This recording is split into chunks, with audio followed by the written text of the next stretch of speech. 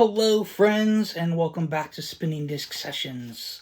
I've got another 5 albums here that I want to talk about today. So, starting off with Ritalin Kids, Hurry Up and Wait, which is right here. Got that. So we got this album came out in 2002. This artwork was done by Lance Myers, who did the animation for Space Jam Anastasia. This is a pop punk band from Austin, Texas. It features the band members Clint Baker on vocals and guitar, Dustin Stroud on guitar and vocals, Mike Johnson on bass, and Dave Keel on drums. That's a CD too. Kind of cool image on there. It was produced by Columbia Records, Paul Ebersold. The band only ever had 2 studio albums. And this is just a really fun pop punk album. It's very true to the genre. It also features a cover of REM's It's the End of the World as We Know It, which is a great track. Just a good cover on this. And then it has a hidden track, also, We Know It. Which is fun. If ever listened to Physical Media and you find a hidden track, that's really cool. Like back in the day when you didn't even know and you just like stopped, but the album just kept playing and you're like, what the crap? And then all of a sudden there's another song. So yeah, really fun album. If you like pop punk, this was like early in the genre of pop punk, so definitely give it a listen. So next on the list, we got one of my favorite grunge bands of the 90s and early 2000s, Days of the New. So this album came out in 1999. This was actually their second album. The band is from Charleston, Indiana. It's a post-grunge alt-rock acoustic rock album. It was done by Outpost label and produced by Travis Meeks and Todd Smith. And then we got Travis Meeks is actually the vocalist and the guitar of the band. And after the breakup of the original band members, Travis continued with a new band lined up and hired an orchestra for this album. So this has actually got like a full orchestra behind the music, which makes it really cool and really beautiful, fun to listen to. It features Max Maxwell on drums. Pete Peterson did the arrangements. Peter Ree on drums. Ray Rizzo on percussion. Nicole Schlesinger of the Pussycat Dolls on backup vocals. Carl Shields on drums. Matt Toll on drums. Alex Tench on backing vocals, and Bryant Vincent on bass. God, it's just a fun album, and it has some of the coolest intros and codas, which are like transitions in between songs in orchestral music. And it seamlessly just carries from song to song. So like this is a full album listen to. You can't skip a song because it just flows so beautifully. So and it's really cool to have features some of the Nicole Schlesinger as a young artist in some of the songs on backup vocals, which is just really cool. So definitely give this album a listen to. Also, this is like just a cool CD there. So yeah, I love it. Love it. One of my top grunge post grunge albums, alt metal. So for sure. So next on the list we got Hoobastank, Every Man for Himself, that came out in 2006.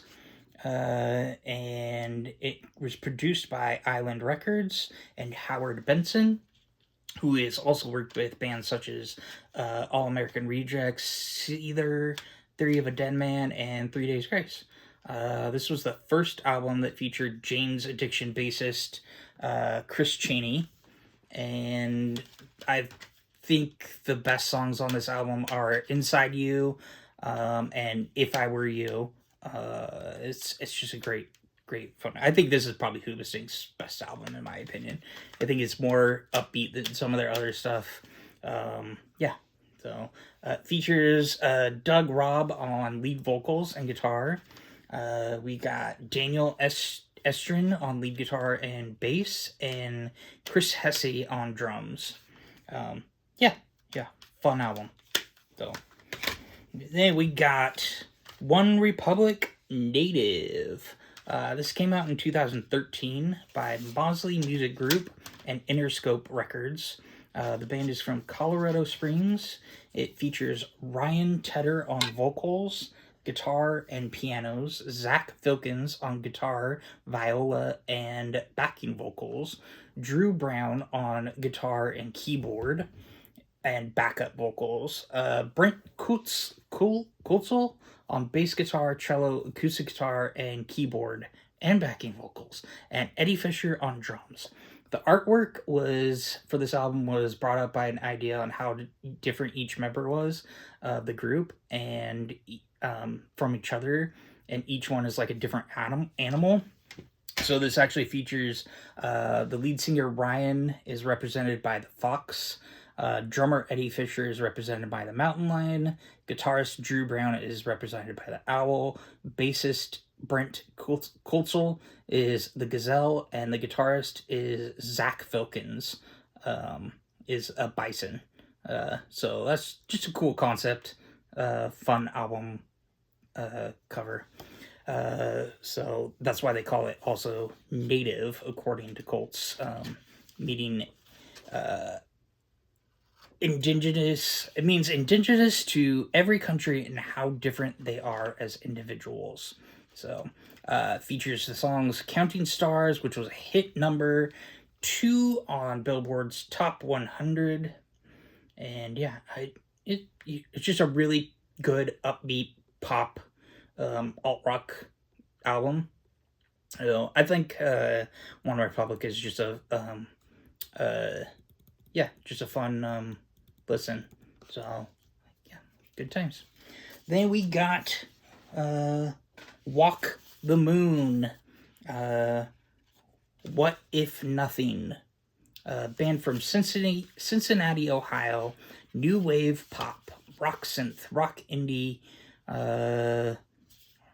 And the band's name was derived from Walking on the Moon by The Police. What If Nothing is the 4th studio album produced by RCA Records. The producer was Mike Crosley and Mike Elizondo. This is the last album with the bassist Kevin Ray. It features Nick Patricia on vocals and keyboard and percussion.